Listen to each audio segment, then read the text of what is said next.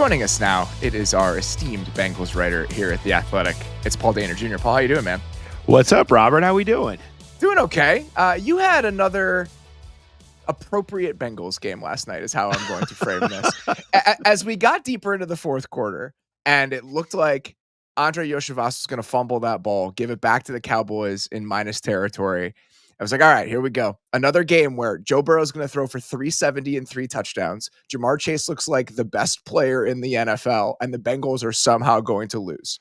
That gets overturned. Then they get a punt blocked. Unfortunately, the Cowboys touch the punt, give the ball back to the Bengals, and the breaks that were going against this team essentially all year, they somehow get a couple of them and stumble into a win. So for one of the first times all season, we have Joe Burrow throwing for 3 whatever and multiple scores, Jamar Chase doing what he's doing, and somehow the Bengals win the game on the other side rather than losing it in absolutely crushing fashion. Yeah, the Cowboys sort of out-batted them. Like, this is the bad teams doing bad things to lose games that I've watched all year with this Bengals team. The Bengals still did those. Just the Cowboys just dropped the ultimate special teams trump card on top of that, because you can't tell me after Nick Vigil, of all people, a old Bengal who was jettisoned, and there was a lot of Nick Vigils still in the league going on this week, blocks the punt, and the Cowboys are set off, and we've seen this show before. They're going to go get a couple of first downs. They're going to kick a walk-off field goal. Everything that you just said, it was going to blend perfectly into the Bengals season, except they gave him a gift, and Jamar Chase finishes it off. So you end up, but it's so funny, Robert. Every game has felt like what you just said. It's the old tungsten arm O'Doyle tweet, right? From the Angels about Shohei Ohtani and Mike Trout set all these records and the Angels lose 6-3. Like, this has been the Bengals season the entire time. They've been that tweet because it's just unbelievable what Burrow and Chase are doing, but they continue to find ways to lose. They kind of did that again last night, but then the Cowboys had a little bit more lose in them than they did. Yeah, the Cowboys found more ways to lose, which is impressive considering the Bengals' track record this year. Watching that game, one of the prevailing thoughts I had just the entire night is the movement, Joe Burrow's pocket movement and his playmaking this year has just been on a completely different level than it's ever been. And he's playing the best football of his career. And considering what he's been for essentially since year 2 with the Bengals, that's remarkable. And I'm sitting there watching that game and just over and over again, being like, I can't believe this team is just a complete non-factor and completely irrelevant in the back half of the season when you have a quarterback playing like this. But all the signs about why that's happened were on display yesterday. The Dallas Cowboys, with multiple backup offensive linemen yesterday, averaged 6.2 yards a carry and finished with a 54% rushing success rate against this Bengals defense. You have backup defensive players in there. Mike Hilton gets burned for another touchdown. It was a perfect Bengals game until it wasn't. And I want to just talk about how that state of the Bengals leads to the way we should feel about the Bengals as we head not only into the back half of this season, but into this offseason. So obviously, the big news that came out yesterday after the game is Joe Burrow, who seems to me, and you can correct me if I'm wrong, to be a guy that doesn't do a lot of stuff by accident. Comes out. That's fact. Joe Burrow he doesn't do a lot of talking. He talks mostly at the podium. And I think that he uses those podium sessions as a way to get out some of the things that he's thinking about. And those post-game press conferences this year have been interesting. Just the sense that we're not good enough in certain areas, him being very forceful about that. And then he comes out last night and says, I'm going to find a way, or we're going to find a way to bring Tee Higgins back as part of this equation. And my biggest question about this team, period, they're going into next offseason, and with a couple pretty easy cuts, they can have about $80 million in cap space. More than that. There's more cuts coming than you think even. Let's go 90. Let's go 90 in like mid-90s. Yeah. What are they going to do with that? And I've had this question the whole time. Even if you pay Jamar Chase, you're not paying Jamar Chase next year. He's under contract for next year. There's a chance that you can make his cap number go down in 2025 if you want to. So how are they going to have $95 million in cap space and not bring Tee Higgins back? And if they're not going to bring Tee Higgins back, then what are they going to do with this money? Well, I've spent the year watching this defense, Robert, and I don't think there is you could use the whole cap on trying to fix this defense if you wanted to at this point. Yeah. I mean, there are cornerstones? How about a starter? Right? Like, they don't have pillars, they don't have cornerstones, they don't have a brick. Like, they Which don't guy on the have defense do you think you could rely on to be a quality starter for this team in 2026? No, I'm telling you, I don't know about next year. I don't know. That's almost impossible to say. Logan Wilson? I mean, and Yeah, I say maybe. that with a full shrug.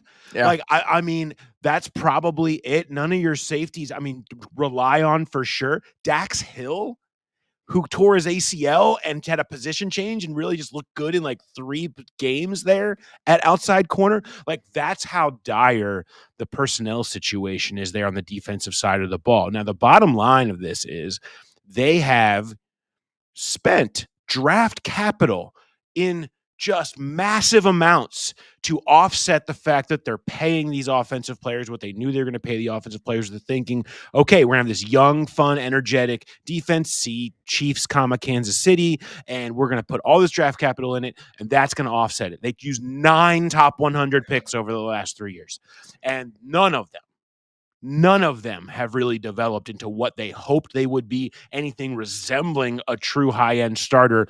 And they can't just go pay for all of those mistakes. You can't microwave that one. I know we talked a lot about what they did in 21 with microwaving the defense with all the mid-tier free agents. Like, that's a hard microwave because they just have nothing that really those guys have to develop. Inevitably, at the end game here, they'll never get where they need to go if they don't get something to happen to turn those young guys into a little bit higher level players. But everything else, yeah, they need to spend money on their defensive line. They need pass rush. They need run defense help. They need you could replace all 4 positions if you wanted to, but they have to do something there. They really can use help at all 3 levels, but it certainly starts there with where they're at right now defensively. And I think that's where you would see maybe some of the biggest investments made. I mean, they're just awful in the trenches. We brought this up earlier, I think, on a show last week talking about the Bengals. The Bengals this season are number 1 in the NFL in cap spending on their defensive line, and they have arguably the worst defensive line in the league. That is incredibly hard to do. They, theoretically, like on paper, built it the right way. Get a bunch of solid, proven vets with a bunch of young, high-end draft picks behind them. So you have those guys, and eventually the picks will maybe outplay your vets and whatever, but you have the room is built the right way. They spent on it. High draft capital, big amounts of money, stars and solid core guys, glue people. Like, all of that is kind of how you're supposed to financially build it. It's just none of it's developed. None of it's turned into the old guys got old and the young guys didn't develop, and that leaves you with a giant big hole in the middle. I agree with you. They've swung and missed on pretty much everything that they've done, whether it's the mid-tier guys they brought back, whether it's the draft picks. So the personnel obviously needs an upgrade at virtually every single level of the defense. A hard conversation that is kind of a surprising one to have considering where he was a couple years ago. Where in your mind does Lou Anarumo fit in all of this? Not here. I don't see a path. There is no way that you can go through this season and it be historically bad and not have somebody have to take the fall for that, because they had patience with Lou in 2020 because he didn't have enough winning players. They were building it, right? They were finding his vision, and they'd had bumps along the road, and they stuck with everybody, including Lou. But guess what? These are all his guys. This is Cincinnati. The coaches scout, the coaches pick. They have say. This isn't somebody from personnel dropped a bunch of guys in my lap and I can't make it work. Everybody's on board with these players that were all picked. 9 top 100 picks were under him to develop. And Lou has done magical things here. And that's the hard part of this conversation internally, is that everybody loves Lou. Everybody knows what he can do. But what he hasn't done is develop all of these young players.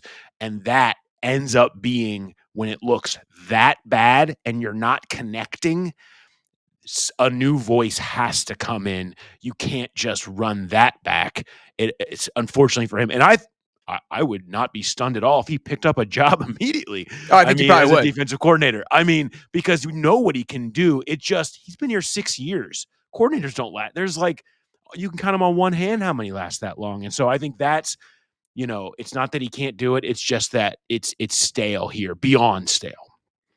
Here's a question that I want to frame carefully because I don't want it to seem like I'm trotting out the same old Bengals conversation. That's not what I'm trying to do. I'm trying to reframe maybe what 20 and 21 were in the broader context of what this team has been over the last decade.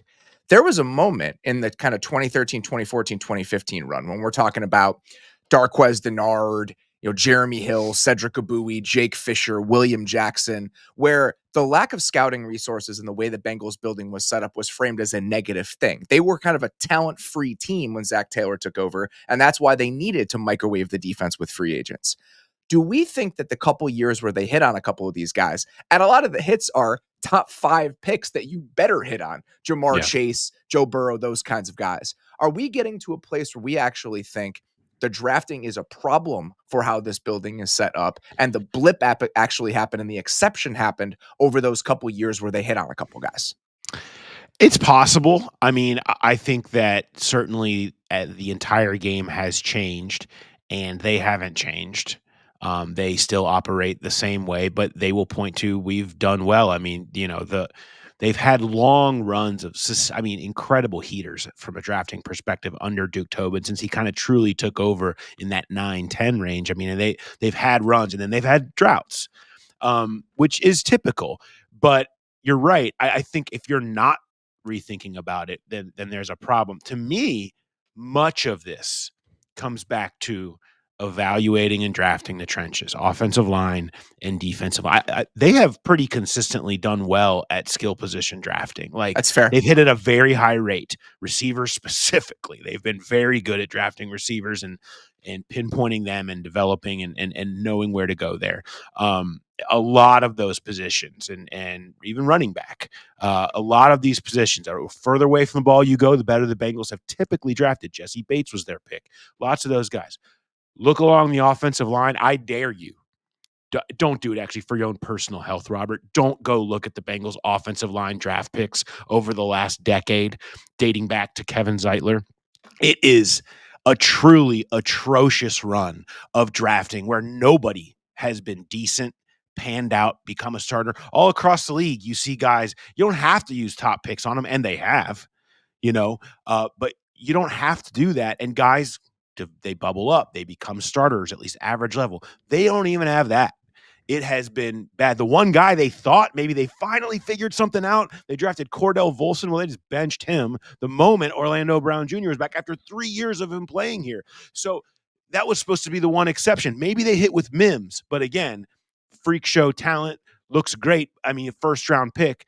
Perhaps that's the one feather in their cap right now, but it has been so bad. And you can do some of that. Defensive line, not so much, but there has been a lot lately where you've been wanting a whole lot more on the defensive line too. That right there is where the scouting area, what I would focus, and I would say, can we get some new voices or something extra happening in here? It's a really good thing to point out because I think they're still paying for some of those mistakes, right? Like No the doubt. Billy Price in 2018. Oof. Even if you go to the defensive side of the ball, you get Billy Price in 2018, Jackson Carman in 2021 as a Mm. second round pick. Zach Carter hasn't given them much. Cordell Volson, like He's you gone. mentioned, Yeah. it's that run is really tough. So I think that's one of the areas where I'm like, man, is the way that this team does things, the fact that other teams have changed and they have not, is that holding them back? The other part of this is financial. And I know that they have been willing to go outside of themselves recently in ways they wouldn't have 5-10 years ago because the quarterback is good. Some of the extensions they've handed out, some of the things that they've done in free agency, that does feel new. But the fact that now we have Jamar Chase going into a contract year and that hasn't been resolved. If you look at teams around the league, we have so many examples. It's clear as day. Okay. Look at the Eagles and the Dolphins. Those to me are the two perfect examples. Both of those teams have signed their quarterbacks to massive contract extensions. Both of those teams have high-priced number one receivers that they have paid at the top of the market. And both of those teams have given their 1B receivers the contracts that align with being a 1B receiver. So why aren't the Bengals willing to do these things that other teams are willing to do to keep a competitive core together? And if they're not willing to do those things, are they ever going to have sustainable competitive levels with the teams that they have to beat if they want to win championships? So I don't, part of this equation here is centered around the Tee Higgins conversation is that I don't know that they necessarily want to go there with Tee Higgins. Availability being a major factor here. Interesting. He has consistently struggled to stay on the field. It happened again this year. It's always been nagging injuries, hamstrings, quad, whatever. Every year, I did a 4-part series, so it's deeper than I care to say that I went on this on the T Jamar situation way back in February, and that was a centerpiece of it. And it really ended up being the fact that his snap counts have never reached anywhere near what you expect out of somebody that you are going to be paying the highest levels. Never. I mean, and when you have that, I think they're reluctant to spend that money as much as they absolutely are in love with Tee Higgins when he's playing. The fact that you don't know what you can always rely on, it's not that they wouldn't spend the money that there. They clearly need good players. Like there is almost no position that you wouldn't take if they had a top 10 pick. You know what I mean? Because they just need good players. They don't have enough blue chip players. They have one in T, but I think they worry about availability when it comes to paying him, or at least that was certainly a big part of the conversation and leading to him not getting the original extension, ending up with the franchise tag and everything that transpired since then. So that leads you to this point in time. Do they feel different about it? Well, he kind of supported their thesis a little bit this year in the fact that he's had to miss a bunch of games and that hurt. So I think that's part of it. And what you've also seen from Jamar Chase this year, the way they've now moved him around, and he's proven so able to handle that, to be this number one that is so hard to track, so hard for people. So I'm not going to say it, Tee Higgins' gravity plays a big role in all of this, but the fact that they're so able to free up Jamar to dominate games with all of the movement and how he's able to do all of that lessens the need for like Tee Higgins to be the guy. And I think that that's part of all of those kind of combined to say, I don't think that's a thing that they don't think they can do it. I think they look around and say, we need to have more of a complete team, and Burrow and Chase, and then whatever we can draft, find a mid-tier free agent, whatever, put alongside of them can be more than enough for that offense to still cook and then have a real defense. I think that's a completely reasonable place to land. Here's my concern with that. How many times over the last couple years have we heard them say, this guy's a good player, but you know what? For X, Y, and Z reasons, we don't feel like we need to pay this guy. No We doubt. have a succession plan here. The fact that Jermaine Burton has done absolutely nothing for you this year has to make you feel a little bit worse about the idea of, yeah, Tee Higgins is good, but do we really want to pay Tee Higgins? We just did this with Jesse Bates. We just did it. And then watching what Jesse Bates is doing in Atlanta as you have failed to replace him, I think that there's a risk in paying a guy who is hurt all the time. There is also a risk in paying a good player as he walks out the door when you don't have a reasonable plan to replace that guy. And I shouldn't have confidence in your succession plans based on how the last couple seasons have gone. And that's why I wonder if the conversation, what Joe Burrow hinted at last night, is different now. I think they thought they had more talent on this team. I think they thought they had more, maybe even deals that would be coming down the pike with some of these young players that they'd have to do. They clearly don't. Who are they paying? Who are they paying? They don't have anyone to pay. And so now maybe it's different. And so maybe if Joe's willing to do some kind of restructure, which I think is probably the only way the Bengals are finding a way to do that, and Jamar gets, Lord knows what that number is going to end up being, and how much more they now owe him if they would have just done it before the season started. Again, they do this to themselves over and over and over again. I mean, history just repeats itself, right? So they will have to pay for all of that. But when you, like you said, they all of a sudden find themselves not having many good players, not knowing who they would even have to do a deal with next. That does change the conversation for sure. But they have to have priority one being that defense. If they feel like they can do both, they feel like they have enough answers on the defense side of the ball, they're able to do it however they want to go forward with that and do T. I think that makes the absolute most sense. This is a fascinating offseason that the Bengals are about to go through. I mean, it is, between Jamar and all the drama that happened with that last year, the potential now of a Burrow restructure and T now maybe staying, the defensive thing, whatever, potentially a new coordinator being involved on the defense side of the ball for the first time. Like, there are so many moving pieces, and the Margin for error is this thin for everybody here because you can waste one of these seasons from Burrow and Chase. And even that is thin ice. You do it twice, and there's big, big problems for everybody to pay for. Margin for error is the exact right term that I would use, because when I look at teams around the league and I look at what teams around the league are willing to do, the Eagles can pay Bryce Huff whatever they're paying Bryce Huff on this contract, and we cannot even notice because the Eagles are willing to move all this money around and spend all of this cash and paper over their mistakes. The Browns can sign whoever they want, despite the Deshaun Watson disaster, because they're willing to throw money around and paper over all of their mistakes. The Bills are a team this Bengals team is going to have to compete against in the playoffs every single year. The Bills have spent more cash than just about anybody in the league. You look at the way the Niners are trying to navigate their current situation with all the guys that they've had to pay. Your margin for error, if you're not willing to throw money around in that way, is so incredibly slim that you need to run hot on virtually everything else. And they haven't run hot on virtually everything else. So I'm just concerned for the next 3, 4, 5 years, as we have teams operating in one way around the league, and we have teams operating like the Bengals, and we have a team or two operating like the Bengals do.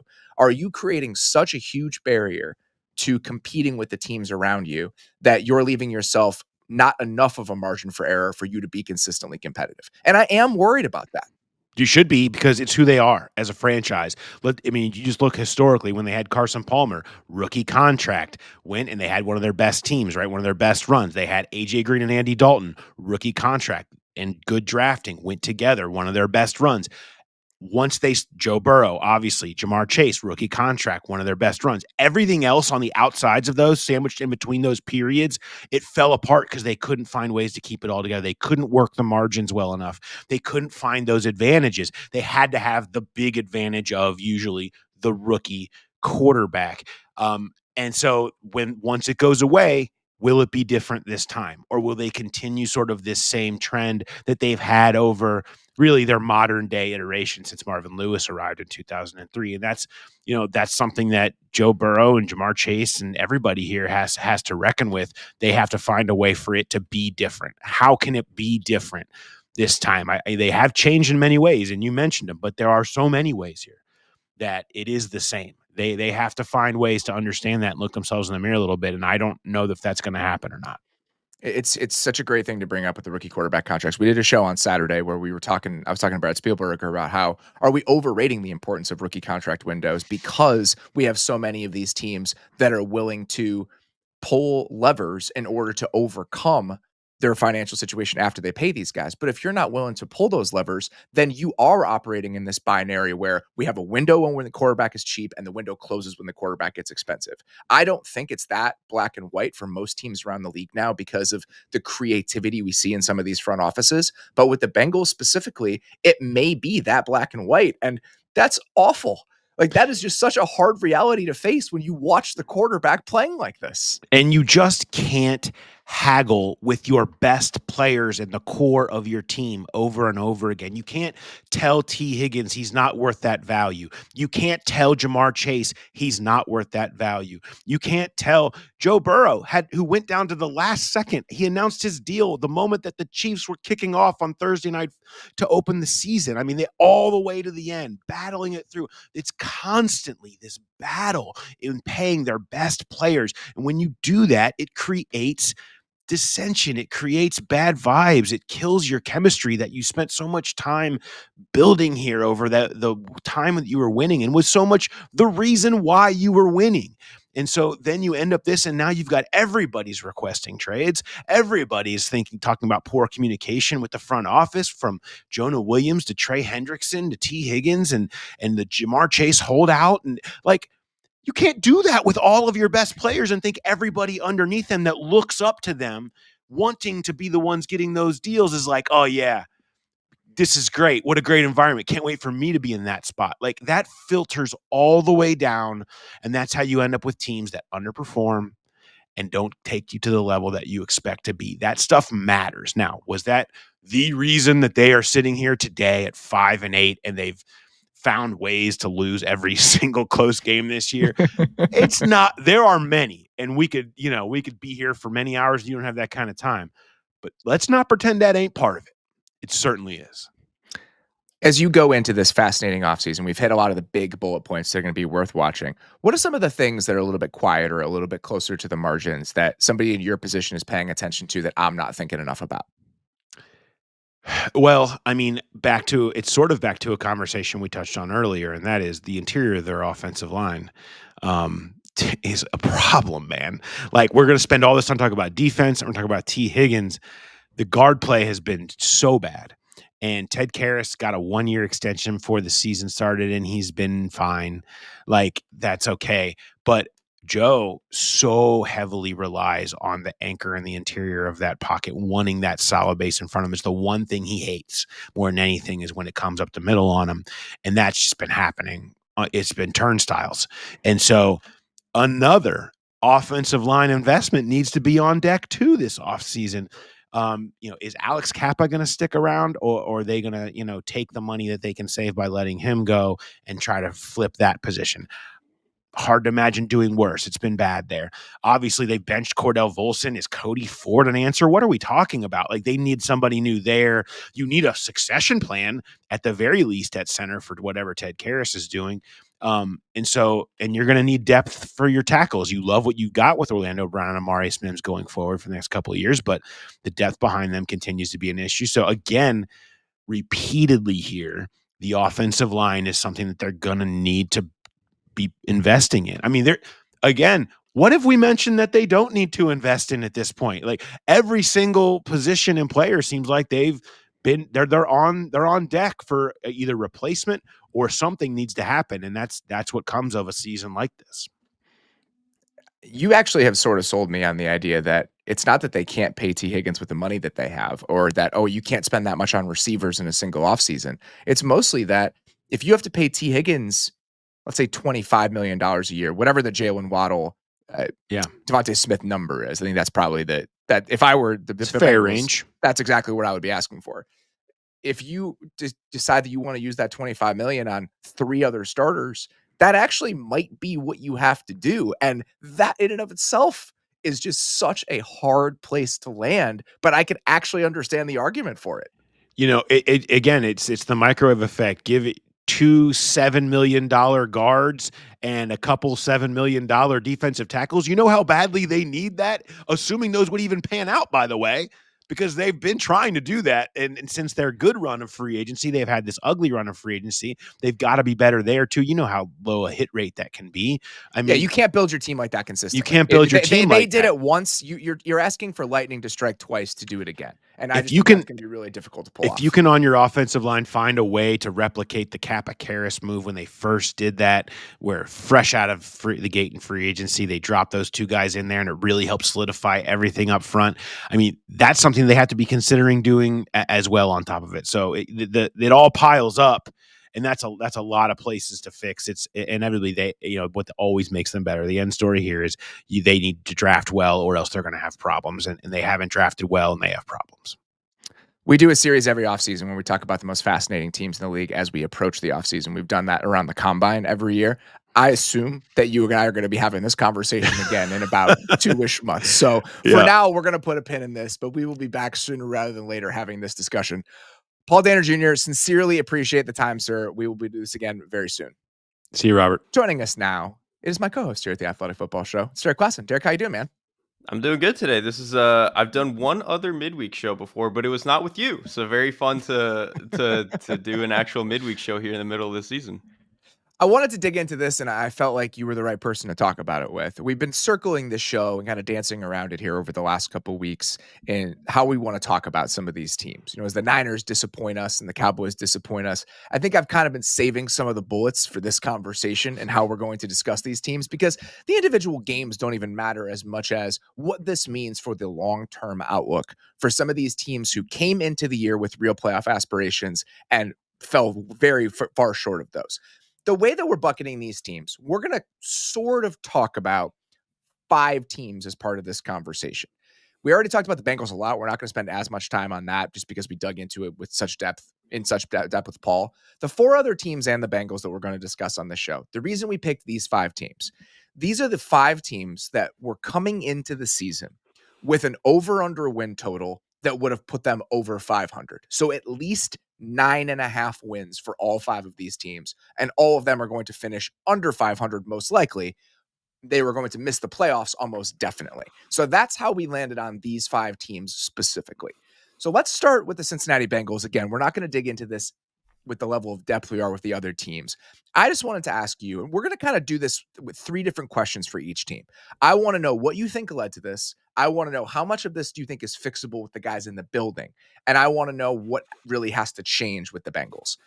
The first thing with Cincinnati, I think, is just what do you think is at the core of the things that need to be different about this team starting in 2025? Listen, there are 1 or 2 quibbles I could have about the offense. I would still like the offensive line talent to be a little bit better. I would like them to be able to run the ball a little bit more consistently Yeah. and with a little bit more flexibility. But this is about the defense. The defense doesn't have players. They have their 2 best players are Trey Hendrickson, who is awesome. Like there's no caveats or anything there. And then Mike Hilton, who is still good, but probably towards the back half of his career now. And he's 30 and he's only a nickel corner and like it's valuable in this league, but you probably need more pieces than that. He's not the same guy in coverage as he was No. 3 years ago. He's just not. And that's okay. Exactly. 30-year-old corners can hit the cliff way faster than you want them to. Exactly. Still a good blitzer, still come up and tackle, but the coverage stuff is not quite what it used to be. And that's really a big problem when they just have not at all been able to reload on this defense at all. Because what was it 3 years ago when they had kind of that run where they went to the Super Bowl? It was a lot of free agents and stuff that they had kind of built this thing with. And then as they were trying to build this team, they tried to rebuild it with a bunch of draft picks. Their top 100 draft picks in the last 3 years on defense are Chris Jenkins, McKinley Jackson, Miles Murphy, DJ Turner, Jordan Battle, Dax Hill, Cam Taylor-Britt, and Zach Carter. None of those players are like above average contributors for you right now, and most of them aren't contributors at all. And so that's pretty much all that this comes down to me is they just do not have talent on that side of the ball. I think it's that simple. And coming into the year, you called this. You called the shot before we even started the season, before we even started having this conversation about the Bengals, that they might have the worst run defense in the league. They are dead last in run defense success rate this season. The Dallas Cowboys ran all over them last night. That would be okay if that was the defined weakness of your defense. They are also 30th in pass defense DVOA. They are just bad. They are just a bad defense. And when you watch them play, you feel that. I can't remember what moment it was yesterday. There was one run play. I think it was maybe a reverse or a cutback yesterday. And watching them try to react to that and just watching how slow the defense was, watching just the lack of physicality we've seen from them the entire year. Like you compare the way that these DBs tackle and the way that they play on the perimeter to really good defenses around the league. And there's just such a stark contrast in the level of physicality and just how this group asserts itself compared to a really good defense. And some of that is talent, but I also just think the feeling of this unit the entire year, there was something missing. And last night was another good example of that. As Joe Burrow throws for 370 and carries this team again, they almost lose in part because the Cowboys ran all over them. So I think that they're going to have we talked about this with Paul. They're going to have a ton of resources heading into the next offseason. They're probably going to have to spend most of those on defense. And what the hit rate looks like on next year's free agent class, I think is ultimately going to be, along with whatever defensive coordinator they potentially bring in if they move on from Lou Anarumo, that combination of factors is ultimately going to determine how competitive this team can be in 2025. Absolutely. And they don't need to be great. They just need to be not a bottom 5 defense the way that they were this year. If they can rebuild it and get to 21st, 22nd, that is enough to where you're giving yourself more room for error, where this team is 2-7 in 1-score games this year. If you have a little bit of a better defense, you're probably just not in as many of those 1-score games, or it's easier to be on the other side of it. That's pretty much the difference here. Yeah, it's so hard to waste a season like this from the quarterback. He's playing like an MVP. It's so the best hard. ball he's ever played. Again, we mentioned this with Paul. There were so many moments last night where he's navigating around the pocket, stepping up, dropping his arm angle, just doing things that even if I think Joe Burrow has been a top 5-ish quarterback for probably the last like 3 or 4 years, even if there are some people who have some quibbles with certain elements of his game. Watching him do things he's never done on top of all of the other things he was already great at and have it not matter, that's like a stake in the heart. If you're Joe Burrow, but also if you're anybody who cares about this team. That's why I don't blame him at the very end of that game. I think in the presser being like, oh, we're getting Tee Higgins back. I'll find a way. Like, I get it, man. I get why you feel like you need everybody here for this. And then his house was robbed yesterday. He got his house was broken into last night after Oh my at god. least they won the game. Could you imagine if they didn't get that block punt and then he has to wake up and realize that somebody broke into his house last night? What a year for Joe Burrow. My God. It's one thing after another. Let's get to the other team that played in that game last night, and let's kick this off with the first of those three questions we're going to ask. The Dallas Cowboys fall far short of expectations this year, even if you had some concerns about the roster talent on this team, and I certainly did. They lost guys this offseason. They didn't really do a great job in replacing them. Again, total lack of aggression in how they added talent this offseason. And those issues, whether it's secondary receiving options, what the front seven was going to look like, I did have concerns about that. But those concerns were more like, maybe this team goes 10-7. They fight for a wild card spot and they bottom out the same way they have in years past. Instead, it goes the other way. And we're talking about this being a potential team picking in the top 10. So starting this conversation, what do you think is at the root of the disappointment associated with this Cowboys season? The convenient answer is that they've not had their quarterback for a chunk of the season, but this wasn't a very good team even before that. And I think at a certain point in the season, they were 3-3 maybe. And even by then, we just didn't feel like this was a very good team because to me, so I think it is on both sides of the ball. You had more concerns coming into the season on the defense than I did. I think I had a little bit more faith that Zimmer would be able to piece some of this stuff together. Ultimately, they just do not have the talent up there. It's basically the Yes. front seven is Micah Parsons and some guys. And Demarion Overshown had actually taken a step this year. It's really, really unfortunate that he went down in that game and is going to miss next season probably. Brutal. Yeah, Brutal. Because if you're trying to make a case for, they got a couple pieces, maybe they can build with it, he would have been like the third or fourth name out of your mouth, considering the way he's played recently. And for him to potentially have a devastating knee injury, a multi-ligament knee injury that's going to knock him out for, I assume, at least half of next season, that is a huge blow for a team that is looking for talented defensive players. And the particular way that he plays, he's other than Parsons, the only dude that just you feel how fast he is out there. And I think that was really, really important for them. So again, it really stinks that he's not going to be able to probably play for next year. And then, the big thing was in previous seasons, it was Parsons and then a bunch of dudes who could really fill in next to him and really do a good job as like secondary pass rushers. They just weren't getting a whole lot of that this year. Marshawn Nealon has had moments, but for the most part, hasn't really been that guy. And the interior has not been very good. They've been among the worst in the NFL. So you have all of that. And then offensively, I think I had a lot of faith that Dak and CeeDee would be enough.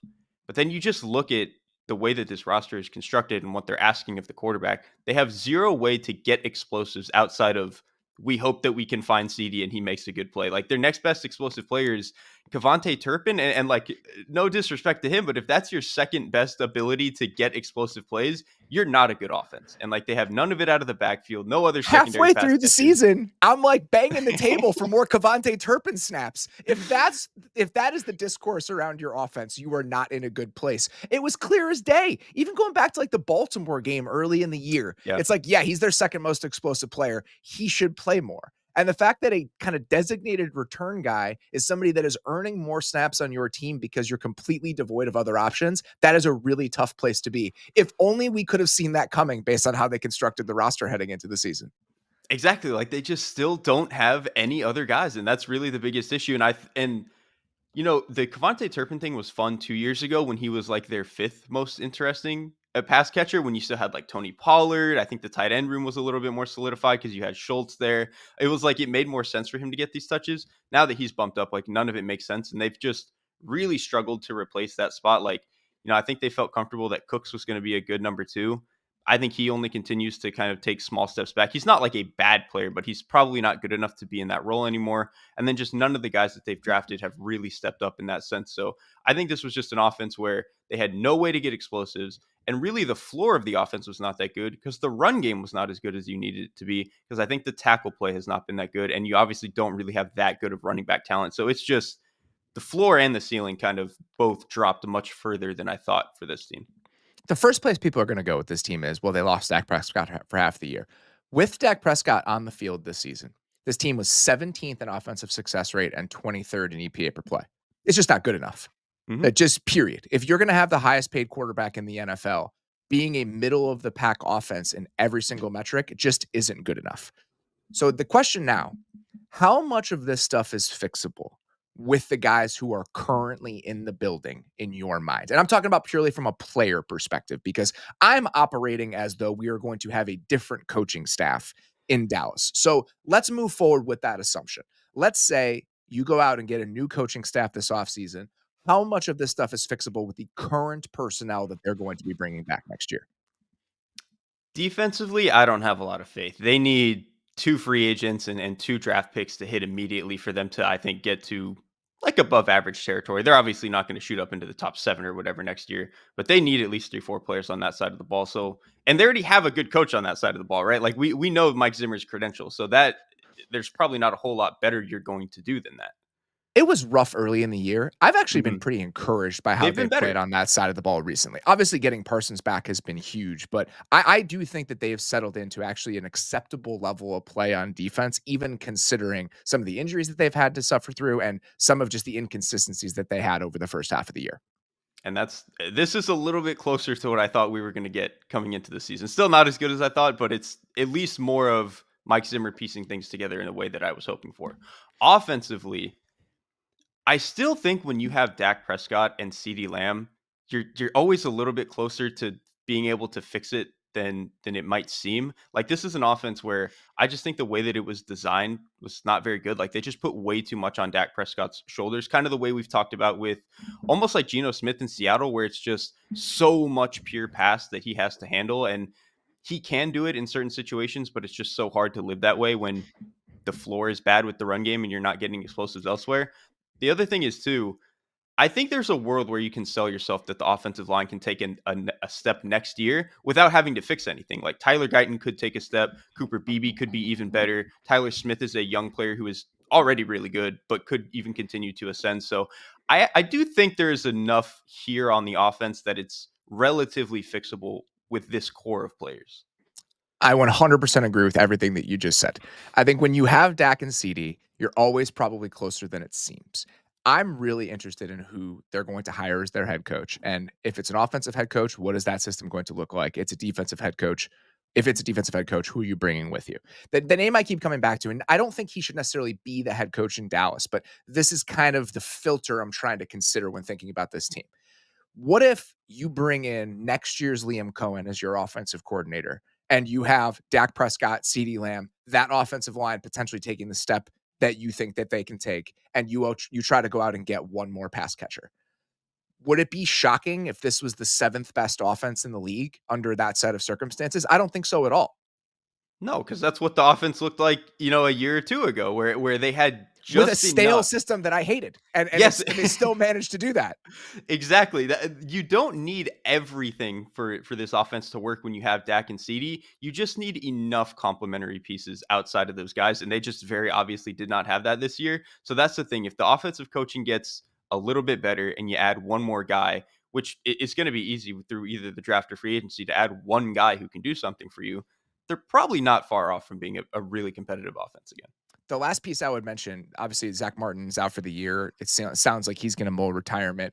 Brock Kaufman, who is somebody that the offensive line community and I think the draft community was a little bit more excited about him coming into this season in terms of like a potential fit at center if Cooper Beebe didn't play there. And I actually think Brock Kaufman's played relatively well for them at right guard with Zach Martin getting hurt. He's an exclusive rights free agent this offseason, so they could easily bring him back. The real question, if we're building in some sort of development for Guyton and for Beebe, is what happens at right tackle. Like Terrence Steele has been, it's been an issue since he came back from injury, and you're paying him a decent amount of money. You could potentially save some if you moved on from him. But the question then becomes, who are you going to play at right tackle if you move on from Terrence Steele? So if the other 4 spots are still solid enough, I do think that they could live with the group that they have in-house at the offensive line spots next year. I mean, knowing Jerry, they'll just let Steele walk and draft another one in the first round because that's just the way that they've been doing it for 10 years now, it feels like. The defense, I think, I don't think you're wrong in that they need more pieces. I will point out that they've had more defensive injuries than we're probably acknowledging this season that has really hampered them over the course of the year. Sam Williams got hurt during training camp. So Mhm. as we're thinking about their edge depth specifically and kind of how this defense feels different than some of the units we've seen over the last few years, it felt like they went 4 or 5 guys deep along the edge over the last couple seasons. So you lose Dorrance Armstrong in free agency, you lose Dante Fowler in free agency. The thought is, okay, we still have Micah, we still have DeMarcus Lawrence, we still have Sam Williams. We drafted Marshawn Elam in the second round. Well, you lose Sam Williams before the season. Micah misses a huge chunk of time. DeMarcus Lawrence has missed a majority of the season, and Marshawn Elam has been hurt for a good chunk of the year. So I think the guys that they have at that spot specifically, and we'll see what they do with Chauncey Golston. He's a free agent. I actually think he's one of like the few big body players of the front seven that can play against the run. So I actually think the defensive line, if they add one more interior piece, that becomes a group that, okay, like let's see what we can do with that. Linebacker is still a question. And Deron Bland has also been hurt for a good chunk of this season. So I think you could actually make a reasonable argument that the defense, when healthy, might actually be closer than you might think, considering the way they played this year. That's a good point, specifically with the pass rusher depth. I still have a lot of issues with the back seven for the most part. Like Kendricks was a huge problem for them this year. I probably don't think the secondary is as good as maybe some of the name talent suggests that it might Fair. be. But that is a really good point about the pass rushers, that they, we've complained that they haven't had the depth that they've had in recent seasons. They might have been closer to that if they just all of them didn't get hurt. So that is a good point. And that, like, that's how this defense has been built, right? Is to be able to rush the passer. And it And play makes up man. for some of this, and play man, and it makes up for some of what you're doing on the back end. So I think that is a really good point. I do still think, though, you do need to be able to defend the run to get the the fruits of living that way. So I agree they do need one more defensive tackle, and those are hard to find. So we'll see. The problem is, if you look at what they've done over the last like 5 years in the draft, we're feeling the misses on guys like Neville Gallimore, Tristan Hill, the fact that Maisie Smith just hasn't been good over the last couple of years, especially against the run. You feel the fact that that's continued to be a hole for them. Even a guy like Osio Digazua, who's also a free agent this offseason, he's been a really good pass rusher for them. He's not built that way. That's not his game. So there just aren't that many guys in the front seven that are stout enough where this team is able to defend the run. And you've seen that. They've been one of the worst run defenses in the league the entire year. And listen to all the names you just said: Gallimore, Hill, and even Osa Odigizua, who is a good player. All of them are guys who just want to get up the field and rush the passer. Yeah. And like under Dan Quinn, I understand why they made all of those moves. You got to have somebody who can just sit there, 315 pounds, don't move. He's going to hold four hands against him. And he's going to be able to defend the run. They just need a guy like that. It was supposed to be Maisie Smith, but to your point, he hasn't quite lived up to that to this point. The hope is, if you look at the way that other teams have built over the last couple of years in free agency, there are these guys available. Like there are Puna Fords and Sebastian Joseph Days. Those guys are literally free agents this offseason. But guys of that archetype, they're available every offseason. You can rebuild that sort of group with workable pieces in a year. So if they make the right moves in free agency and they can somehow get 2-3 starting caliber players deployed the right way, I do think that they can get back to a decent spot. The big remaining question I have about their free agent plans, about how they're going to approach this offseason, is what sort of money is this team going to spend? And that's the thing I keep coming back to. Dak has an astronomical cap hit this offseason. I want to say it's like $80 million or something. Let me get the actual number because it's sitting up here. Oh, wait, it's more. It's $90 million. So Dak has a $90 million cap hit this offseason, which is just insane. He can't play on that. Like there's just no conceivable way that he can play on that. So if they restructure a good chunk of that and they're walking into this offseason with $50-60 million in cap space, what sort of urgency are we going to see from this organization to get this stuff fixed? Because there hasn't been much of it recently. And if they don't change their mindset on that sort of stuff, why are the results going to be any different if the process doesn't look any different? Listen, there was a point in that Monday night game where they cut to Jerry, and I think it was after the blocked punt where they ended up, not getting in and stuff. He looked, I think, more frustrated than ever. I don't know if that actually means anything for him being more willing to go throw a little bit more money at it, but it has to move the needle just a smidgen. So I don't know. I think it's a good point. If they do what they did last offseason where they don't address enough of their needs, then yeah, they're going to be a 7-8 win team again. But there is a path for them to actually, like you said, zero out Dak's contract a little bit and get to a point where they can spend if they're willing to do it. How surprised would you be if the Cowboys were an 11-win team next season with the new regime? Like if they hire the right coach, I don't think it's that crazy. I Yeah, really me neither. don't. I think among all of these, well, the team we're about to talk about, I think you can make the same argument, but I think that there's probably more pessimism about the Cowboys' short-term future than there is about a team like the Niners. And I would not be surprised if they were back in playoff contention as soon as next year with the right coaching hire and a couple small hits this offseason personnel-wise. I don't think the gap between them and the best teams in the league is that huge if they get some of that stuff right. Let's get to those San Francisco 49ers, and let's start with that same question. What in your mind is at the root of the problem for a disappointing 49ers season in 2024? I think you could take so look, the defense has not been what we've been used to the past 4 years or whatever. They're still an average defense. The offense has not been what we've been used to and what we've seen, the last few years where they're the best in the league. They're still an above average unit. To me, this is just honestly a season from hell for a really good team. And like this happens sometimes. Like you just have injuries across the board. You have Christian McCaffrey, who was your best player, who's not been able to play for a lot of the season. Ayuk ends up, going out during the season. You have all of your other guys pretty much on and off the field. Even Trent Williams has been on and off the field this season. You just have so many things that have gone wrong for you, on top of the fact that this team on special teams is the worst in the league by a lot, which is crazy given all of the kicks that like Baltimore has missed, but they are dead last in EPA right now, total EPA in special teams. I had 31st because I had the same stat. Oh, okay. I was going to mention how bad they were. Whatever it is, 31st whatever it is, dead last. They have been very bad. They've been horrible. And that is the difference when they're not getting blown out in these games. They are keeping up in a majority of these games and playing teams really, really well because the offense is above average and the defense is at least average and has some good games.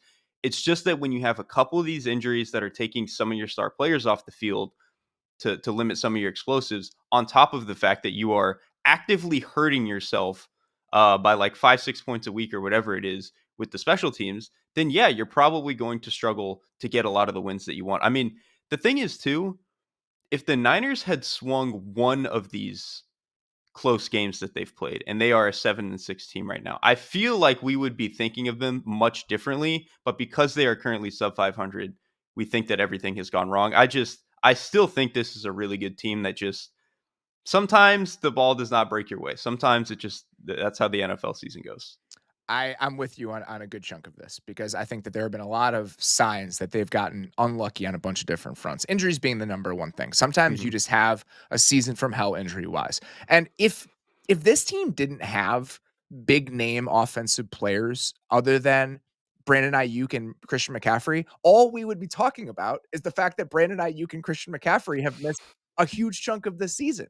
But because they still have Kittle, because they still have Debo, I think it's just easier to explain some of that away. But there's a reason that this team and this offense doesn't feel like it has the same amount of venom that it has over the last couple of years. It's because you're missing two of the most dynamic offensive players in the NFL from 2023 as part of this equation. So you get those guys back, you get a little bit healthier. I do think that there's a path to them being at least in the same range, like a top 5-ish offense again as soon as 2025. Some of the other luck stuff that I think is worth mentioning. 31st in special teams EPA. They are 27th to go. They are 27th in goal to go touchdown efficiency this year. They are bottom 10 in red zone efficiency this year. So these small things that are sort of indicative of systemic problems with who you are, but also are a little bit luck based. They've had bad breaks and they've had it go the wrong way in so many of these things that I think it's pretty easy to explain how you have arrived at this moment with this team. Exactly. Like it's just again, I still when I watch this team and think about what they can and should be if they had a majority of their guys, and I know injuries are going to happen to everybody, but it really has been like particularly bad for them. I still think it's a really good team. And to be fair, I do think there are some legitimate issues that you can have. Like the offensive line this year probably has been worse than it's ever been. And part of that is because they haven't maybe ran the ball as well. So you get into more pure pass and stuff like that. And so I do think there are a couple of things that you can point to in that sense. But I don't know, man. For the most part, I still think that this is a good team that just too many weird things have gone wrong that if you were to project them into next year, you just like it wouldn't make sense to think that those things are going to happen to them again. So it sounds like you think that most of this on offense is fixable with the guys in the building. You get Pretty much. Ayuk back next year, and you'll see when he starts playing. Hopefully McCaffrey is healthy for a good chunk of next year. Those are projections. There's a chance that this is indicative of what's to come with McCaffrey if he's breaking down a little bit, and who knows what Ayuk will look like coming back from an ACL. But even if you get those guys in some form for half the season next year, it's better than what you've dealt with in 2024. So I think that's fine. On defense, do you think that most of this is fixable with the guys in the building, or do you think that's where a good majority of the focus needs to be this offseason? I still think because they have a couple of their stars, they probably are closer to being able to fix it. Like Nick Bosa still playing at a high level, Fred Warner still playing at a high level, and they actually have even hit on some of their young players. Like Malik Mustafa, I think is an impressive player. Bernardo Green has been, better than I would have thought for I think a third round rookie corner. So like they have some guys here, and so even if those young guys take another step, it's like okay, we could really really start to have something here. To me, it's just I still think they really need to figure out the defensive interior, and then maybe get one more guy next to Fred Warner who can give you a little bit more solidified play. Like I don't think Devondre Campbell has been that great this season, whereas in previous years they always had two or three guys that they could go to next to Fred Warner. So I think for the most part, they are closer to being able to fix this thing than not. And again, they haven't been bad this year. They just haven't been the top 7 unit that we've been used to. I think that's right. And I think the hits they've had in the defensive secondary, that makes it easy to kind of think about what the succession plan looks like here. Charvarius Ward, I believe, is going to be a free agent after this year. Yeah. They have so many guys that they have void years on their contracts. So if you look at a list of free agents, they're not actually on that list. But when you look at the actual table on like a spot tracker and over the cap, it's like, oh, that's a void year. He's a free agent. So Charvarius Ward's going to be a free agent this year. But like you said, Bernardo Green has been solid. It feels like they can piece that together. Same with Hufanga is going to be a free agent this year, but it seems like they found enough pieces for the secondary to probably be okay. The thing that I still feel like is missing, not having Drake Greenlaw for a huge chunk of this year, you could feel that. So one more linebacker, absolutely. And this defensive front just does not have the teeth that it's had in previous years. And when you spend a ton, Javon Hargrave is hurt for a good chunk of the year, you get nothing from him. That's the fundamental aspect of this team that feels different now than it's felt like over the last 2, 3, 4 seasons. So what are you going to do with the resources that you have this offseason? And if you pump enough of those back into the defensive line, can we get a little bit closer to the type of 49ers defense that we're used to? Exactly. And I think it's almost like the Dallas thing where I think they leaned a little bit too far, particularly this offseason, into getting a little bit lighter up front and guys who can just shoot gaps and go be explosive. And I get why you would want to take the swing on that and see if that can work. But they just don't have guys who have sand in their pants and can really just sit there and anchor. Think about what DJ Jones was giving them a couple of years ago, and he's still been good in Denver. Obviously losing Eric Armstead has been a little bit of a problem, and he's not been great in Jacksonville, but he was really, really good for this 49ers team. When he was on the field, he was good for this 49ers team last year. Yeah. And so just losing that style of presence on your defensive interior and not replacing them with like bodies, I think that's kind of been the biggest issue for them on defense. I'll be curious what the defensive coordinator looks like next year, because there are guys that, even if Nick Sorensen has done a fine job in year one, the guys who are going to be on the market next offseason feel like there are probably going to be some phone calls made, whether it's Robert Saleh, Jeff Ulbrich, whoever. So if you could potentially upgrade there, I would not be surprised if they were looking into that. The other big question for just how this offseason gets handled is, what does the Purdy extension look like? But also, who do they keep and who do they move on from? If you look at the Niners cap situation right now, it's really interesting. They have $50 million in 2024 cap space based on some of the restructuring that they did this offseason. So they're going to carry over most of that into next year. They have $65 million right now in 2025 cap space because of some of the restructures that they've done. So the way that things are pointed, in my opinion, just from the outside looking in, not somebody who's like an expert in the Niners cap situation, it seems to me like this team is set up to bring this core of players back in 2025, potentially add a couple short-term pieces in 2025. And then after that year, when you have a Purdy extension in the mix, and now you're getting to a place where I believe Kittle's a free agent in 2026, Trent Williams will be 38, and you can reasonably move on from his contract. You can move on from Debo after next year. It seems like the band will be back together in 2025. And then in 2026, you'll have to make some decisions about divergent paths you could take, and you'll have to make those decisions with that Purdy contract extension in place in that year and beyond. I was honestly shocked too when I looked at how decent, how much cap space they actually had to do some maneuvering this offseason. And I think they really should take those swings. Like, again, this team really is not that far from being back into contention where they're winning 12 or so games again and being in contention for the top NFC seed. And we have to remember too, I know we've gotten so used to the Chiefs just year after year after year just being in the top contention. Most really good teams that have like good, 6, 7 year runs aren't necessarily at the top of their game for the entirety of that. And so for the Yeah. Niners to have a year where they step back a little bit after having just gone to the Super Bowl and having probably a little bit of a hangover from that, it's totally fine. Like, we don't need to panic. This is a good coaching staff. They still have a lot of star players. Just add a couple of things with some of the flexibility again that I wasn't sure that they had, and they somehow do. I think this is a team where, of all of these teams, I think I have the most faith that they're going to turn this thing around and be just fine.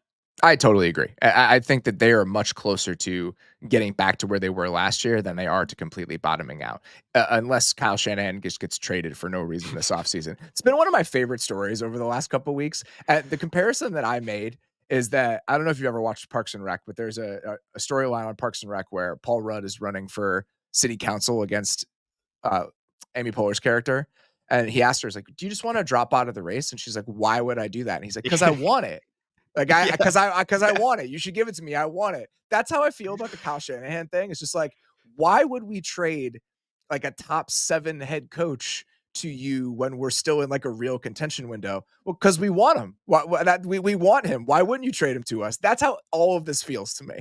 And it doesn't make sense either because to me, in a world where you do trade your coach, it's probably the GM having more of the power and then wanting to do something. He runs different the to coach. organization. He runs the organization. Like, he is the center of this. Why he would trade himself? I don't get it. Even the last coach we saw traded was Sean Payton, and Sean Payton was not the coach of the Saints Yes. when he was traded. He was under contract, but he had decided to like semi-retire. So I just don't know. I would love for someone to lay out to me. And listen, maybe there's a chance that Kyle Shanahan is unhappy, he's dissatisfied, he wants to move on. But for the reasons that you just said, I can't imagine what those would be. Sometimes when you have a coach, and I know Sean Payton had a lot of control in New Orleans, but sometimes when you have a coach that maybe is a little bit upset with the power structure, he doesn't feel like he has enough say, that's where the discontent can kind of start to simmer a little bit. But when you're somebody in Kyle Shanahan's position with a team that is still capable of winning a championship, I just don't understand where the grass would be greener for Kyle Shanahan than it is right now. That's the thing. Where is he going to get traded where he has a better shot at getting to the Super Bowl next season than this 49ers team? Or more autonomy in how the team is built. Right. Like, it doesn't make any sort of sense to me. So, yeah, I feel pretty good about how quickly this Niners team can bounce back. The last thing I'll ask you here, because I'm just treating this as a foregone conclusion based on how he's played and based on how some of this stuff goes. Where are you at on like let's call it a Tua-esque Brock Purdy extension when you're looking at actual numbers? It's fine. Like, That's kind of how I feel. Yeah, like, he's, I don't know, quarterback 15 or something like that to me. And I think when you get to the point where you know what you're getting out of the coach every single year, and you've, for the most part, done a really good job of getting skill players and being able to reload at those spots, paying him and making sure that you can be in a position for this next 2, 3 year window where you still have a chance. I think it's totally fine. And that doesn't mean like I think he's, necessarily a top 5 quarterback the way that his contract might look. But I think when guys cross a certain threshold, it's fine to pay them, and he probably crosses it. I feel similar about this to the way I felt about the Jared Goff contract this offseason. I feel like Jared Goff is more central to, I was going to say the mission of the Detroit Lions, but there aren't stadiums full of people chanting Brock Purdy's name right now the same way there are with Jared Goff. I think it would be a tough sell to the building, to the fan base, to everything you've built in Detroit to give Goff the middle finger in those discussions. I don't think the dynamics are quite that way with Purdy, but I think that the way Purdy fits into the overall team success for the Niners is adjacent to the conversation we'd probably be having about Jared Goff. And I really don't have any issue with paying that sort of quarterback, that second tier starting quarterback money. And that's what I would say is like the Jared Goff to a kind of area of things is where I would expect Brock Purdy to probably wind up. Yeah, and that's the caliber of quarterback. He is a guy who is good enough to win when you have enough of the stuff around him. And so long as Kyle Shanahan is there and does not get traded, then I think they'll be fine. And he still has $1 million cap hit in 2025. Mhm. So it's going to be a little while before the Brock Purdy contract and that extension becomes a team building impediment to you if you're the Niners. It'll probably be when you're turning the page to a different stage of the organization in like 2026 and 2027. That may be complicated. And I'll be curious what that process ultimately looks like. But right now, for this Niners team as we understand it, it probably isn't going to matter. That's the thing. There's a chance that you end up in the Jared Goff Rams world where you realize that this puts a little bit of stress on our organization, but I think with where you're at now, you don't really have a choice but to pay him. All right, let's talk about the team that fired the potential 2025 Niners defensive coordinator this year, and that is the New York Jets. In your mind, what is at the root of the disappointment associated with the 2024 Jets season? Oh man, what isn't? This is of all of the teams we're going to talk about today, this is the only one that I think is like truly an unmitigated disaster. I just I, there's no part of this that I think was even really made a whole lot of sense. And so They're just bad on both sides of the they're ball. That's just the bad on both sides. Like that's the top and bottom of it. And so offensively, I think it's very easy to explain. You bring in 40-year-old Aaron Rodgers coming off an Achilles. Well, he wasn't coming off an Achilles initially, but he is this year. And you do even more to make sure that this thing can work. You draft an offensive lineman. You draft, I think, a receiver in the third round in Malachi Corley. You draft another running back. I think they even drafted a tight end. And they obviously halfway through the season, when they're struggling a little bit, go get his best friend in Devontae Adams. Like they've done every single thing to make this offense work, and it still hasn't been good at all. In fact, it's been one of the worst offenses in the league, and they really haven't. They don't even run like a real offense. I think is the most frustrating part to me. They just run like a Aaron Rodgers is going to check into a couple of his favorite plays, and that's it. And that's why this thing has felt so frustrating. just slot fades over and over and Yes, over again. slot fades and that like smoke route he loves throwing, like attaching to a run call. That's the whole offense. And it was cool when it worked at its best in Green Bay, and they had a little bit more flair to it. Doesn't work so much with what they've got going on in New York. So all of that side of the ball has been really frustrating. The defense to me, I think, is more. It's almost sad in a way where this was the best defense in football maybe last year. That up there with the Browns and the Ravens. Those were also really good defenses, but they were certainly up there. This year we knew they would take a little bit of a step back, right? Like lost some of their pass rush, lost a little bit of their edge on the defensive front, but this was still supposed to be a good unit. And they had their moments early on in the season, but once they fired Saleh and once it started to seem like some of these guys were checking out a little bit, and I understand why, like your season has basically been thrown away and the offense isn't playing very well. It's very sad because I still think that this could be a good defense, but to watch them play the way that they're playing at now, it's very frustrating. And again, to me, it speaks to the first thing they got rid of on this organization was Robert Saleh, who to me was probably the best part of this organization. So it's just again unmitigated disaster, in my opinion. I mean, this is the problem, and we talked about it in the moment. You have a defensive coordinator that you really like, and that you've promoted him to be your head coach. And now, who's running the defense? Who's running the defense that was supposed to be at the core of what made you a relevant team in the AFC? Nobody. And we've seen the results of that.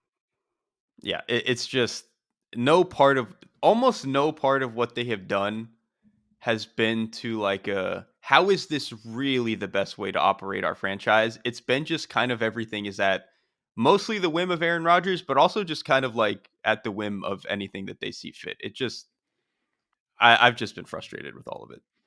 We talked about this coming into the year, and I was a little bit worried about what giving Aaron Rodgers unchecked say over the offense was ultimately going to look like. And we know what the answer is. It's him just playing his greatest hits, him not wanting to get hit in the pocket, him not wanting to play out plays the same way he didn't want to at the end of his tenure in Green Bay. And so the worst impulses he had during the end in Green Bay, we have seen those again. And the other areas of the offense haven't been able to lift them up. They've been one of the worst running teams in the league. You watch them, they've had offensive linemen in and out for a good chunk of the year. It's 2 games here, it's 2 games there. But you look at the run game infrastructure, and I always go back to like the tight ends. When you watch the tight ends in the run game, what does it look like? And this team is just not built to play that way. So if Aaron Rodgers isn't going to carry you and you can't lean on the run game essentially at all, you have nowhere to turn. And that's kind of what this offense has felt like this year. And another part of the run game, I think they're almost kind of hamstrung by the way that Rodgers wants to play, in that he doesn't want to take these deep under center dropbacks, turn his back to Yes. the defense, and throw the middle of the field. Okay, well, if the defense never really has to worry about the threat of play action and those areas, it's a little bit easier for linebackers to come up and play the run, and or your nickel corner or your safety who's rotating down, and to not be worried about that stuff. All of that plays into what has gone wrong for this team, this offensive line, this run game, all of that stuff. Yeah, they're slightly below average in play action rate. Just that we should at some point we should have a conversation about play action in the NFL in 2024 because who has and has not used play action at a high clip to me is like absolutely fascinating.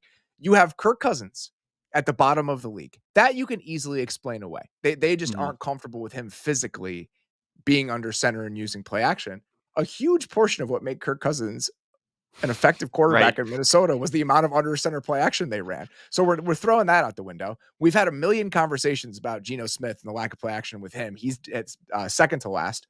Drake May has used play action on like 17% of his dropbacks, which when you think about the Browns offense over the last couple of years when Alex Van Pelt was there and what they did well, that was like the main thing that they leaned into. And two of the other ones that are below average, even below Aaron Rodgers, Brock Purdy has used play action on less than Wow. 10% of his dropbacks, and Tua has used play action less often than Aaron Rodgers this year. So, which teams have pivoted away from that and why? I feel like we haven't spent a lot of time talking about it, but that grouping is really notable to me.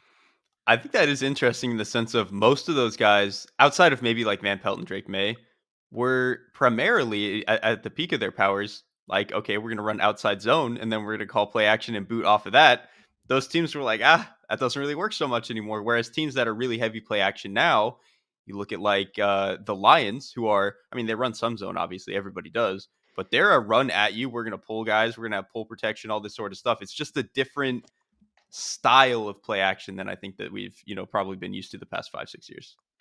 So, let's start the second question with the defense because it sounds like you have some faith that the defense can still be okay with some of the players that they have in house. So, how much faith do you have in the Jets defense being fixable with the guys they have in the building?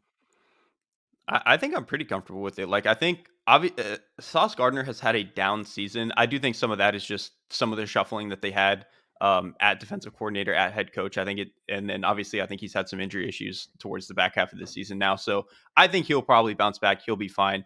And really, if you look at a lot of their roster, the only like major piece that they are potentially losing this offseason is DJ Reed. He's going to be a free agent potentially. So if that is your only loss, like, he's a good player, but if that's really the only guy that you are in, jeopardy of losing, and you have a defense that I think can still be an above average unit, I think they are much closer to being able to play at that level. I would still like to see them fix, maybe the safety room a little bit, maybe get one more big body up front who can do a little bit of something for you. Like, I think they're feeling the effects of not having John Franklin Myers anymore, but I really don't think that they are that far. Like, they are one average offseason away on defense from getting back to, I think, closer to where they want to be. I think that's fair. To me, the biggest issue is probably I think safety is worth mentioning. We'll see what they do with DJ Reed this offseason. The interior of the defensive line next to Quinn and Williams. Coming into the year, I was a little bit worried about that because that had been a defined strength of this team over the last few seasons, whether it was what John Franklin Myers was doing inside, Quentin Jefferson gave them really good snaps last year. And the fact that that group has been almost completely depleted outside of Quinn and Williams, that to me is an area where I think they should focus some resources this offseason. But other than that, you lost Jermaine Johnson for a huge chunk of this year. Like, I do think that there are enough guys, young guys currently on the roster for them to get back to playing at an above average level as soon as next offseason with the right moves and the right coaching staff. Right. And like Will McDonald has taken a step. And Yeah. so, to your point, if they get a little bit more interior pass rush, or, the interior is better in the run game so that they can be in more of these pass rush situations, it's like, okay, you can start to see how how they could start to stack this thing back a little bit just with one or two more pieces that they can fit in there. On offense, this is a different conversation. And I think this is about we can go right to what needs to change with this offense. The Rodgers question is going to be the biggest question. So they theoretically, if they move on from Devontae Adams, which I assume they will, because he has a gigantic cap hit that he will not play on. So releasing him, they would have about, I want to say like $65 million in cap space if they move on just from Davante Adams. So if they wanted to eat all of Rodgers' contract in 1 year, they could. Or they could go the Russell Wilson route and they could try to split it up into 2 years. It would be 13 and a half this year and 35 next year. The amount of cap space they have in 2026, it seems like they might go that route and just split it into those 2 years. So this is going to be a team heading into the 2025 offseason that really is comprised of young core pieces, Quinnen Williams, Garrett Wilson, Sauce Gardner, a couple of the other guys that we've talked about, and then some flexibility outside of that. So they really will have the resources if they want to try to rebuild some of the areas of this roster. I'm just curious with a new GM, with a new coaching staff, where the priorities with that are going to lie. How much faith do you really have that if they bring Aaron Rodgers back next year, that this offense could be above average? I don't. I think you should just Yeah, turn I'm the done page. with it. Yes. I think you should just turn the page. I think talking yourself into running this back and trying to convince yourself that you can make it work, that's a mistake that to me would be a very bad start for whatever the new front office is going to look like. I'm glad we're on the same page here because that's exactly where I am. Like you've What's already, the argument for not doing it that way? and that's you've already done so much to try to make this thing work. You've probably seen what the peak of this can be, and like you can make the argument if you really really want to. Oh, Aaron Rodgers, the biggest thing with him is chemistry and playing with his players. Well, if they're potentially going to move on from Davante Adams, which again because of money they probably will have to, then you're left with the chemistry being Garrett Wilson, who he seemingly like still has some weird issues with despite some of the volume. And then like who are the other players that you think that the chemistry is even worth it? Like they don't have other star pass catchers. So I just think it probably is in their best interest to move on. I do think it's a weird unit for me to try to figure out which way I think that this is going to fall because you have Garrett Wilson, who I think can be still a really good player. I think the backs are something, I think Breece Hall, when he's at his best, is really explosive. Braylon Allen, I think, is giving them a pretty good play out of that position. And then the offensive line, they've had some weird injuries this year. Morgan Moses is probably going to leave, but you can at least sell yourself on some of the young pieces, right? Like Elijah Vera Tucker, when he's been healthy, he can be really good.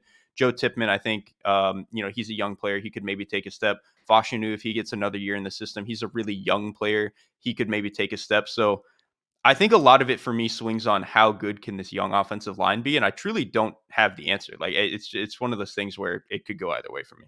But I think building with a lot of the guys that you have in the building up front, that's totally fine with me. I think you have enough pieces along the offensive line to convince yourself, okay, if we roll with this group into 2025, could we get passable play from this position group? And I think the answer to that is probably yes. To me, the biggest argument against moving on from Rodgers is if you move on from Rodgers, who is the Jets quarterback in 2025? Does it matter? Like it's been so bad this year that like does it matter? I tend to think no. And so the quarterback that they would have under contract next year if they move on from Aaron Rodgers is Tyrod Taylor. So is there an argument for just saying, listen, we'll roll with Tyrod Taylor for a year. We know what this is going to be, but we're willing to take our medicine a little bit next year as we figure out what the next stage of this should look like. It's not dissimilar to the choice the Bills made in 2017. It's 7 years later, and now you're getting 7 years older Tyrod Taylor, but I don't necessarily think that's the worst place to be in a vacuum. Whether you can sell that to a fan base in year one of a new regime, I think that is a little bit more difficult. That definitely might be more difficult. I also just don't really think that they're in a position to me where I don't think it matters what you can sell to the fan base. Like you've been so bad for so long and you just burnt so much equity by trying to, you were selling the fan base on this version of it. I think if they take it, next offseason and next season where they go, all right, we need to eat our vegetables a little bit. This needs to be a little bit of a reset. I don't know if Jets fans will necessarily be understanding, but it's like, this is kind of the way that they have to do this, given what all of they just tried to do the past 2 years. The irony is, do you know who a reasonable quarterback solution for the Jets this Don't say offseason Sam would Darnold. be? Don't say Sam Darnold. It is Sam Darnold. If you sign Sam Darnold to the Baker Mayfield contract and you made him the Jets quarterback and you dropped him in and you have Garrett Wilson and that offensive line takes a step forward and the defense can be a solid unit, I don't think that team is like winning the AFC East, but I think you could get potential passable play from that roster if you hire the right coaching staff. They're winning more than 3 games. Like that, I could be you could sell me on that, which again, I don't know if that's a good enough thing, but it's If you better than don't what want they've got Sam now. Darnold, Zach Wilson is also a free agent this Oh, offseason. okay. Now we're going. Now we're going too far. I'll entertain Sam Darnold, but Let's stick in the AFC East for the last team we're going to talk about here, and that is the Miami Dolphins. In your opinion, what is at the root of the Miami Dolphins' shortcomings in 2024? this is actually the toughest of all of them for me to like really unpack and unravel why this Really? team. Yeah, I think it is. I think we can say the Tua injury, and he missed a month, and they didn't win a lot of those games. But they're only 5-4 with Tua, which is good. But it's not like when they've had him, they are just completely running over every team that they've had. I think they're in a little bit of a weird spot where when he's on the field, he's been good, especially lately. Early on in the season when he was with them, it didn't seem like they'd quite figured out the structure of the way that they wanted to figure out the offense. They've been a lot more quick pass heavy recently, like since he's come back. So I do think that there is something that you can sell yourself on there.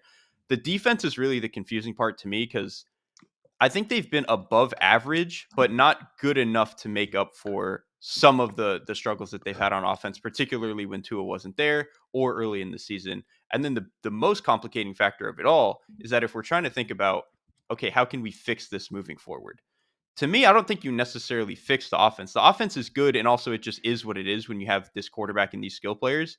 The defense, though, all of their best players are old. It's Jalen Ramsey, it's Calais Campbell, it's Fuller, Poyer. Like all of these guys are old, and then even your best young guy, who is probably Jalen Phillips, has really struggled to stay on the field for a lot of his career. So it's just this is one of those teams where I understand why there could be optimism based on how they've played the last 7 weeks or whatever. It feels a little bit like they are a team that's closer to hitting their ceiling already than teams like the Niners or even the Cowboys, I think, at this point. I don't disagree with that they're closer to hitting their ceiling already. I just don't think we've seen their ceiling. And I think that they don't really have to do much and change much to seek out that ceiling in 2025. Similar to the Niners, they're in a spot where they can just kind of run this back next or next season if they want to. And if you look at them financially, that's the main difference. They don't have the wiggle room that a team like the Niners does, even going into next year. The Dolphins currently have $3 million in 2025 cap space right now. They could free up some if they restructure to his deal. If they zero him out, that's like 24 million. But the other deals you'd want to potentially do that with, I don't know if they want to touch those deals. It's Bradley Chubb, it's Austin Jackson, it's Teron Armstead. I don't know if you want to be pushing money into future years with those guys. You may have to because of the corner you painted yourself into, but they have a little bit less financial wiggle room. But even if they're not in a position to be big spenders this offseason, you can still run back most of this team. Bradley Chubb has not played this year. Jalen Phillips has not played for a huge chunk of this year. If you could argue, all right, if we get our best players and some of our most impactful players healthy heading into 2025, and we have this core of guys who are anywhere between like 30 and 35 years old. Tyreek Hill, Jalen Ramsey, some of the other pieces on defense that you mentioned, Teron Armstead. Do we just say, with the healthy Tua and some of our guys getting back on defense, we still feel like we can be a competitive team in 2025 before we have to make some hard financial decisions on some of these aging players? To me, that feels like the most likely path they're going to take. It probably is the most likely path. And I think on paper, it does make a lot of sense when you just look at the names. I think I'm probably just a little bit more scared that when you have this many players who are on the wrong side of 30, when they're all your most important player, or a majority of them are your most important players, especially on the defensive side of the ball, I'm just more inclined to be a little bit scared of some sort of regression coming for a lot of those players, whether it's Campbell or Fuller or Poyer, just a little bit of taking a step back as you get closer to, retirement or, being on the back half of your career. So that's what I'm worried about. I don't disagree with that. I think that the needle they'd be trying to thread in 2025 is a very thin one, but I do think this is kind of their only path forward. Like if we think I about agree with what that. needs to Yeah. change, it's like I think that they still for the upteenth year in a row need better players on the interior of the offensive line. Like that Yes. is my number one thing about how the offense needs to change. But if you look at the offense specifically, with Tua on the field this year, they are fourth in offensive success rate and fourth in EPA per play. They're just ahead of the Ravens in EPA for play on offense. with Tua on the field this year. Without him, they are dead last. So you could easily make an argument if Tua is healthy for majority of 2025 and we bring back most of these component parts and Mike McDaniel, we have a very clear path to being a top 5 offense again. If we get some of our pieces back on defense, we like some of the stuff Anthony Weaver has done. Can we thread this needle and be a playoff team again without adding much because we don't have the resources to add much? And then if you fall short again after next season, you have some difficult conversations about the staff, the build, and whether or not the inertia keeps going and you just keep rolling with this foundation of pieces. You know what? You're selling me a little bit because I think when I was thinking about this and framing it a little bit, when I'm thinking of specifically the Cowboys and the Niners, and even to the Bengals to an extent, I think my framing a little bit was in my head: how can they fix this for the next few years? Like, how can they be Yep. able to rebuild this thing and sustain for a little bit longer? If we're just talking about 1 year, turning it around 1 year next year, yeah, the Dolphins probably are pretty close to being able to get back to a 10 plus win team again. Because the offense, again, unless they just have some sort of catastrophic injuries, they will be a top 6 offense again. And then if you don't see the cliff for some of these defensive players, then they'll probably be what, the 13th best defense, maybe. Maybe even a little bit better if Chubb comes back healthy and Phillips comes back healthy. So, and maybe Chop Robinson takes a step. So I there is like a Chop world where you Robinson, can man. sell. I think He's Chop been good, Robinson can actually. really Yes. play. We haven't talked about him much. I went back and watched him recently because we were going to do an upon further review, but we never got to it on the Dane show. And he was a guy that I just hadn't really spent a lot of time studying this offseason or this season. He plays with a lot more power than a 250-pound guy typically does. I've been really encouraged by what I've seen from him. So we'll see.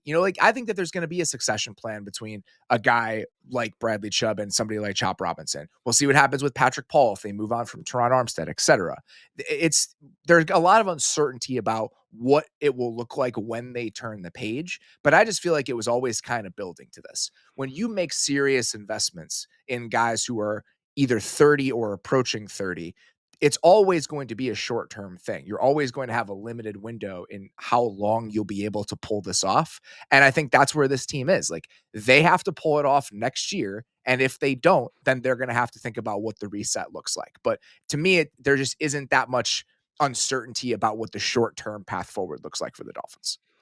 I think that's fair. And I do pretty much agree with you. I don't know what they have to fix, really. Like, you could probably add one player to the secondary, and then, like you said, the interior offensive line. But the offensive line thing it's almost like the Niners, where this is just not a thing that they Yes. necessarily need the way that some other teams do. Like, it would be nice to fix it, but they just don't seem as intent on doing so.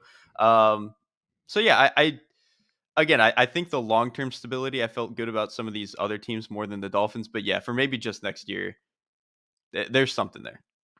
All right. That is all we've got for today. If you guys didn't notice it, we released an extra episode this week with me and Connor Orr talking about the coaching carousel for this upcoming offseason. We also chatted with Jordan Rodrigue and Alec Lewis on that show about just their experiences covering Kevin O'Connell. They did a piece about him early in the season. As we think about what teams are chasing at their head coach spot, I think that digging into what some of these archetypes really mean is a worthwhile exercise. So wanted to do that. And when you're looking for a Kevin O'Connell type, what are you really looking for? So if you guys want to check that out as we wade into the coaching discussions here over the next few weeks, would encourage you to do that. We will be back on Friday with our Week 15 preview. Until then, sincerely appreciate you guys listening. We'll talk to you very soon.